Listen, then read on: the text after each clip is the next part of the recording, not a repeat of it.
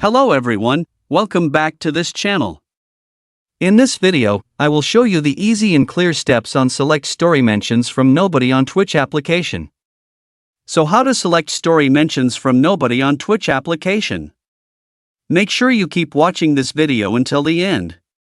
Let's get started right away. Firstly, open the Twitch app on your Android device. This is the initial screen of the Twitch app. Next, tap the settings icon at the top left. And appears like this. Tap Security and Privacy menu. Tap Story Mentions.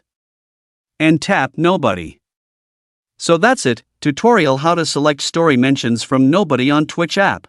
Thank you for watching. I hope this video was helpful. See you in the next video.